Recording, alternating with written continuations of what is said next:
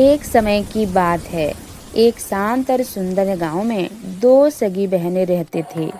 दोनों एक ही घर में पली बड़ी थी, लेकिन उनकी सोच बिल्कुल अलग थी। बड़ी बहन का नाम चंचला था।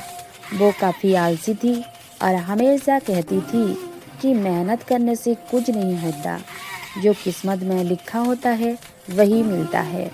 वो ज़्यादातर समय आराम करती और दूसरों को काम करता हुआ देखती रहती। छोटी बहन का नाम समझदार था। वो शांत स्वभाव की, मेहनती और दूर की सोच रखने वाली थी। उसका मानना था कि किस्मत भी उसी का साथ देती है जो खुद मेहनत करता है। एक दिन गांव के राजा ने ढोल पिटवाकर घोषणा करवाई कि इस साल गांव में अकाल पड़ा है और जो व्यक्ति अपनी बुद्धि और मेहनत से सबसे अच्छा खेती तैयारी करेगा उसे इनाम और सम्मान दिया जाएगा।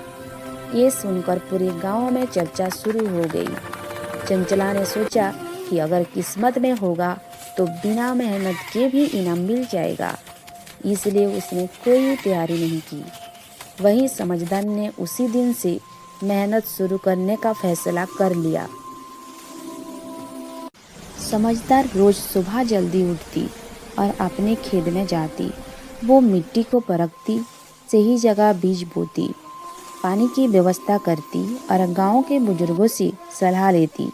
वो हर काम सोच समझ कर करती थी। कुछ दिनों बाद अचानक तेज बारिश हुई। कई लोगों के खेतों में पानी भर गया और फसल खराब हो गई, लेकिन समझदार ने पहले से ही नलियां बनवा रखी थी, इसलिए उसका खेत सुरक्षित रहा।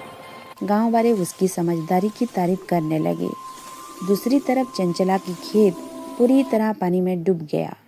वो रोने लगी और अपनी बदकिस्मती को दोष देने लगी। समय धीरे धीरे बीता गया। मेहनत और धैर्य का असर दिखने लगा। जहाँ चंचला का खेत सूखा और खाली पड़ा था, वहीं समझदार के खेत में हरियाली फैलने लगी और फसल लहराने लगी। कुछ समय बाद राजा खुद गांव के खेत देखने आए।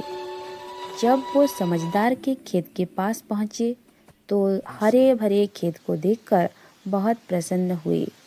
राजा ने कहा कि ये खेत सिर्फ मेहनत का नहीं, बल्कि बुद्धि, धैर्य और सही समय पर लिया गए फैसलों का परिणाम है। राजा ने समझदार को इनाम दिया और पूरे गांव के सामने उसका सम्मान किया। ये सब देखकर चंचला की आंखें खुल गई। उसे समझ आ गई कि गलती किस्मत की नहीं, बल्कि उसकी सोच की थी। वो अपनी बहन के पास गई, माफ़ी मांगी और बोली कि आज उसे ज़िंदगी की सच्ची सीख मिल गई है। समझदार मुस्कुराई और बोली कि गलती समझ लेना ही सबसे बड़ी जीत होती है। उस दिन के बाद चंचला भी मेहनत करने लगी और समझदारी से फैसला लेने लगी।